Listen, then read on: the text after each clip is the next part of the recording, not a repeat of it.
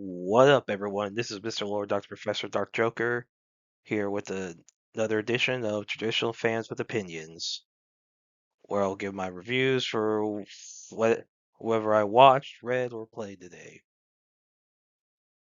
And who are Traditional Fans with Opinions? That is myself, and that is you, the viewers. With all that being said, on with the reviews. Tojima wants to be a Kamen Rider, episode 18. So in this episode, the cow and his underlings, they run from from all those like shocker combatants. Like so like the cow doesn't know what's going. He's like, what the heck are you? He's wondering what the combatants are doing. He's like, because he doesn't know like what's going on. So they run. Then like Tojima arrives, kicks the cow, thinking he's the one attacking them. But once the situation is explained, the cow convinces Tojima to let him and his underlings like stay at Tojima's place for a little bit, and then yeah, so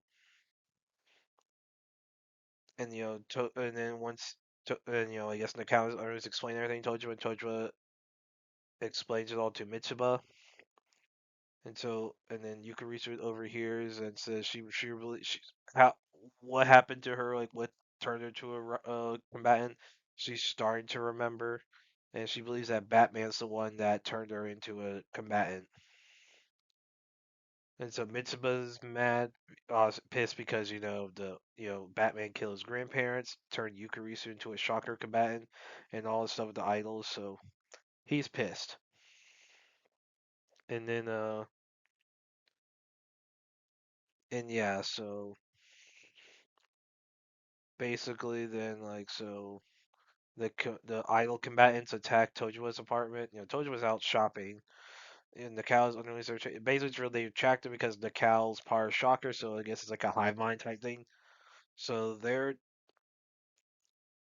so basically the battle happens.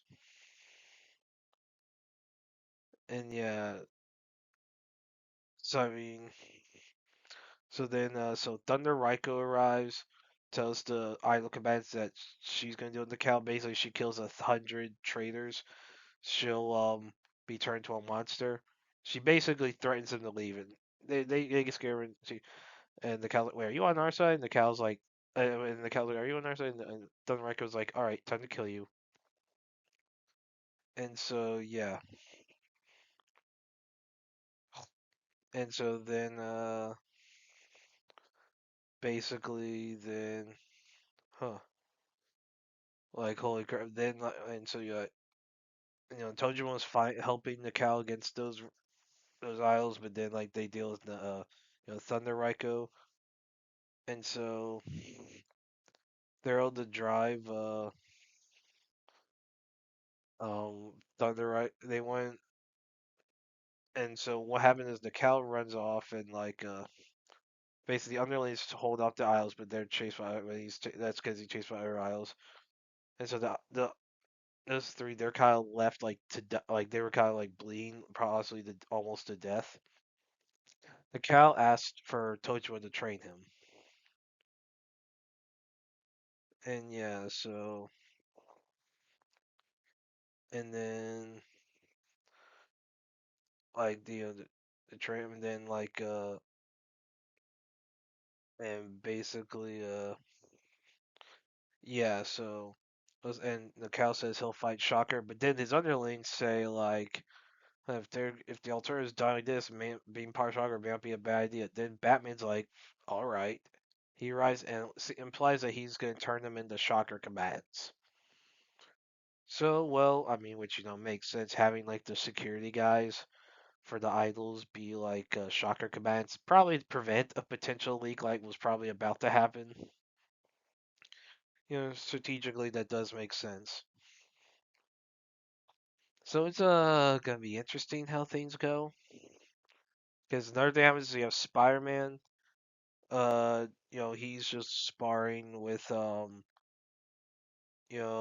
Hakio basically just like he's a spar with him. Like, so with Spider-Man, his story is gonna be Like, okay, so like, could be a possibility that maybe he like Spider-Man, like, as far as who's the leader of Shocker out, like, is it Spider-Man and Batman? Like, are there other monsters? Like, is there like a Shocker leader? Like, do we have Shocker leader? Like, there's a lot of questions about how Shocker's leadership structure works. Like how like honestly, I still would not be surprised if it's like the leader of Shocker is just some guy who was a fan of the TV show. I would not be surprised at all. But I'm interested in how this goes, like because Spider-Man could potentially be like not like basically not like a full villain, maybe it's just a hired gun. Like just gonna be like a rival, but not like a full-on enemy, kind of like the cow. So I'm interested how to go. So yeah, I thought it was a good episode. Looking forward to the next one.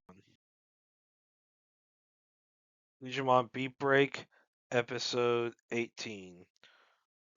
So in this episode, so the Glowing Dawn, team, you know, consisting of Tomoro, Reina, Makoto, and their Digimon. They come across a deserter like like named named Harumi, um, Sone, and Commandramon. Basically, they're deserting from tactics, and like so, Raido, Harakudo, and their Digimon are sent after Harumi, and so you have a whole conflict between Glowing Dawn and tactics, and then so an attack from Raido's Digimon hits Harumi and Commandron, and Commandron seemingly disintegrated, and it looks like to Tomoro that that Harumi had used Commandramon as a body shield and basically sacrificed him so he could be free because he wouldn't be an owner. But Tomoro gets pissed at Harumi, so he sacrifices these Digimon and like punches in the face. Raido like captures Harumi and leaves, and then the other, you know, Makoto and Reina arrive. Their Digimon, then Commandramon appears. Basically, he has camouflage powers, so he was able to fake his death. So basically, it was done in order to basically Harumi sacrifices freedom so Commandramon could have his. And Commandramon turn like digivolves down, so he doesn't evolve. He devolves into like the baby form where and like basically is taken care of by Glowing Dawn. And so there's like a whole thing so obviously Tomoro really hates tactics. Like they're obviously Raido is definitely a prick. Like he is definitely like a prick.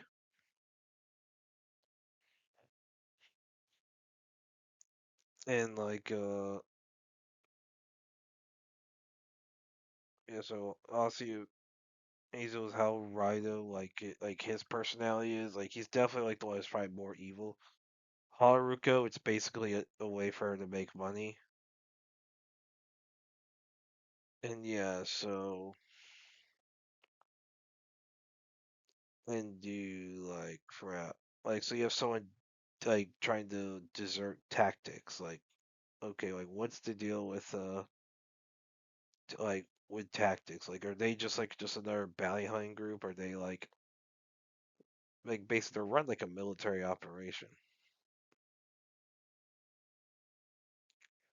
and like yeah, so this could get interesting. Like looks like there's gonna be some stuff. Like basically I think we're gonna see like full on fight between like here's like Tomura and Raido. There a full on fight's gonna happen. Like it's gonna be a very heated fight. That is happening at some point, I think.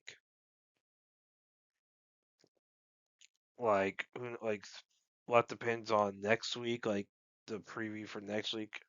It looks like it involves some Digimon trafficking, so we'll see how that is developed.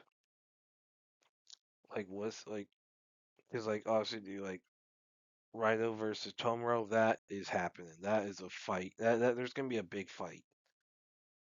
Like and heck, there's probably gonna be Glowing Dawn versus Tactics, like an all-out brawl that's coming. I'm interested in seeing that. So yeah, I thought it was a really good episode. Looking forward to the next one. Blue Miburo, season 2, episode 7. So in this episode, the Miburo are woken up, basically told to go to the Emperor's house to protect it from Chonsu rebels. And so they all go there, but some of the Aizu guards are not wanting to not letting him in. Hey, we are totally basically the whole argument and basically the Mibros start to leave, but Serizawa comes in and is like, hey, if you, and basically forces his way in. And basically he's like, hey, we're here to protect the Emperor. You want to turn your lord to a rebel? That's fine. But he's like, no. And then yeah, so basically then Serizawa leads them in there, and and then they stop the Chosu rebellion. And then what happened is that the Chosu are now being hunted. Now we see some things through the eyes of a guy named Hasu Mukai, who's a Chosu samurai who was sent to infiltrate the Miburo. Basically, basically he had enjoyed life in the Miburo, and he knows that the Chosu weren't actually trying to rebel against the Emperor, and that they were trying to, as he says, they were trying to get him to expel barbarians. Basically, sounds like expel the Miburo, as he basically he considered to be barbarians, and so and basically Hasumukai finds basically they're all sound they find there was like a Chosu samurai found. Serizawa tries to make Hasumukai kill the Chosu samurai, but he's unwilling to. So then someone else kills the guy. Then Hasumukai wants to confess about being a Chosu spy, and he doesn't care if it gets him killed. He just wants to basically let it all out. But then someone approaches him, and then Neo and this other guy find Harda and basically tell him that they think Serzao's searching um for Hasumukai because he's a spy, and so Serzao had killed him, and then Hara and Neo they find him, and then basically yeah. So and Hasumukai thanks Harada, and then he just dies, and Neo says that Hasbro was fine, and Harada says it doesn't matter. He was one of them, so they have to. Right. So then, honestly, people are not. So then, and Nimi. Then you have Nimi. So in his so Nimi he says that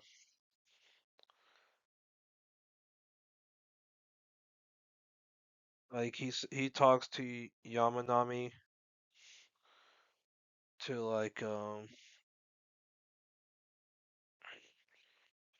he fight so he talks to Yamanami telling him that like hey he gives him some papers like the laws that like the bylaws for the Miburo and basically he says that they gotta deal with the situation with Serizawa one way like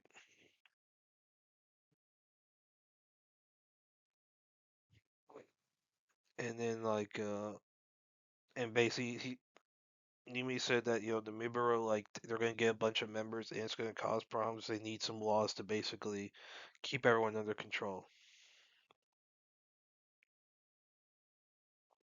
And so he tells Zerzo there's like a party with a bunch of people, and so Zerzo comes in, but no one else is there. Nimi says that there is no party. He just needed to talk with Serizawa. And to reveal that so Nimi and Serizawa were next door neighbors and childhood friends. And so basically Serizawa was the brawn, Nimi was the brain of the of whatever they were doing. So Nimi shows like all like the different crimes that info about different crimes that Serizawa was associated with.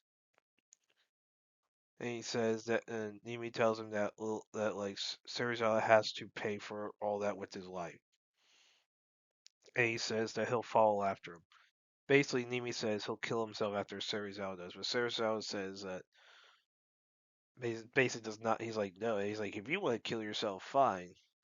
And he's like maybe I could kill you and let it look like that, look like you killed yourself. And so Nimi says, "Is that?" And Nimi says, "Well, Sari's out." He says, "If you're gonna you're gonna have to dive, but we know you don't want to do it And he says, "Wouldn't you want to die fighting?" And that piques Serizawa's interest.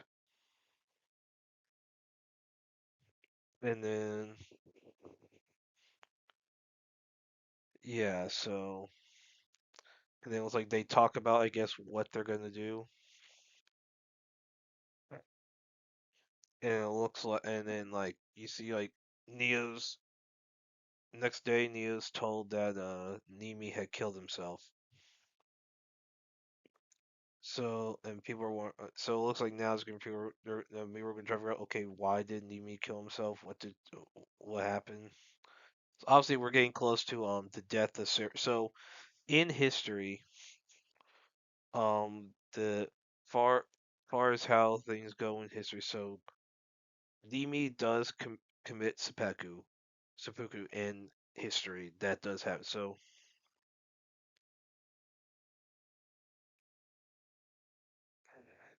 in history so basically the way it was in history, he was forced by Yamanami Keisuke and Hijikata Toshizo to commit seppuku, and like they're basically for in that let's say Serizawa wasn't happy about it, and then yeah, so basically yeah, so then you know after that and that part is what leads to Serizawa's death. So it's like the death of Serizawa is coming very soon. Like it is very soon that it's about to happen.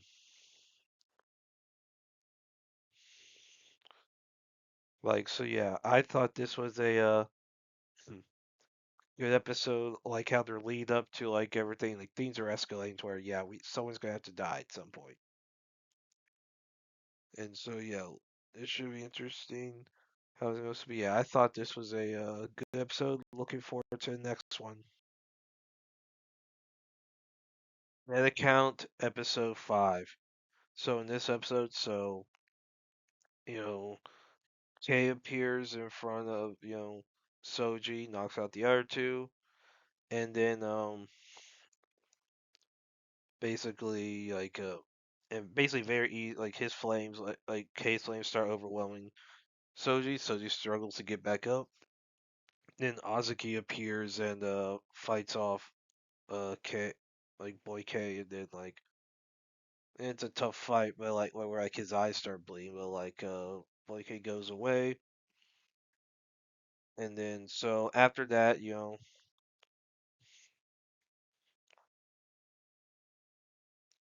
so after that happens, so Soji recovers, and like his team, Soji Kusabata, you know, they recover, and then like Sad Boy K, so Healy, and then yeah, so Urusagawa, Kasubata, so they all recover, and then basically, so how they heal, it's revealed that so there's like this the school nurse is like dresses like a Gyaru, and so basically she uses like some photoshopping, some take picture taking ability to heal injuries.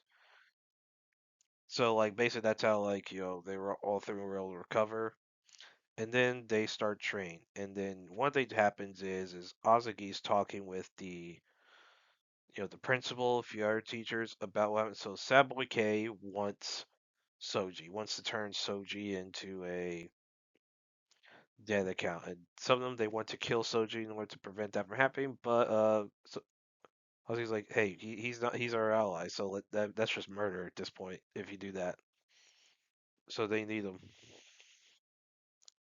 And so there's a whole joke about the principal. His name was like Otose, like uses Giard to do like the Giard doctor in order to take some anti-aging treatments. Yes, because she's really old. So that was really funny. And so yeah, it's funny. The Gary doctor was funny, like how she's introduced. And then you have Soji, Rusagawa, and Kasuma they can't do spirit they can't train their spiritual abilities, but they can train their muscles. So they basically just work out, and their classmates see them and like see them work out. They're like, "What the heck? You just almost got killed." So I guess they like join in on the train, and so yeah, so looks like these are picking up.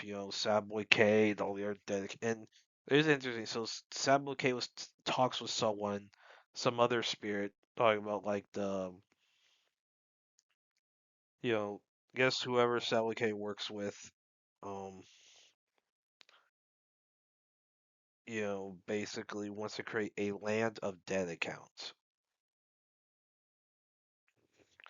So that's gonna be interesting. It's like, okay, we'll see how that goes. Like, we'll see how that goes. But yeah, I thought it was a good episode. Really good episode. Looking forward to the next one. Scum and the Brave, episode 5. So in this episode, so Sarah asks Yashiro to help with the community service project she needs for a for a for a Kamen credit, and so the yeah, so the basically the prize is to find a missing police dog, and police don't have enough people to deal with it. Yashiro and Sarah go to the Sabaya Mall. They find the dog. The dog leads to a cabinet. Cabinet has the corpse of a panda that was discussed on some news broadcast that Yashiro was watching when Sarah walked into the bar. And so yeah, so then basically then what's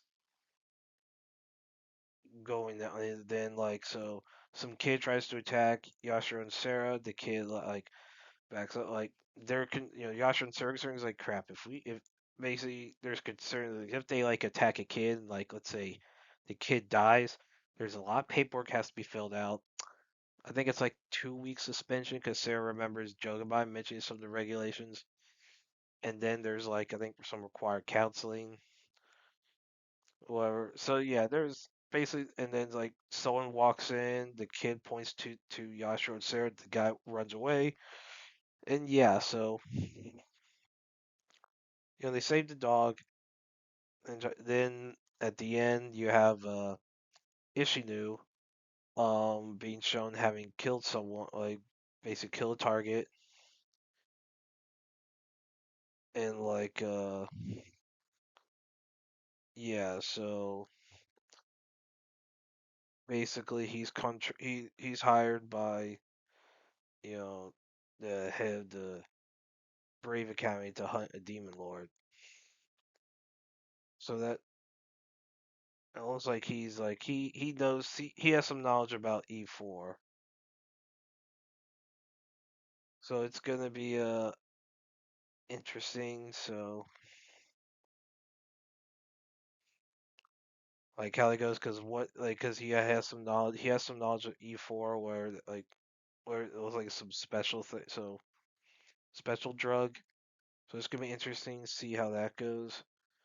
But yeah, I thought this was a I thought this was a really good episode. Like the combat, like how they're developing, all the drug dealers and all that, and the whole tease with Ishinu. So yeah, I thought it was a really good episode. Looking forward to the next one. Well, and that's it. Did y'all like the stuff I reviewed? And if you have your own opinions about all that, you can put all that in the comments. Thank you for watching, and like, subscribe, and all that. And look forward to the next video.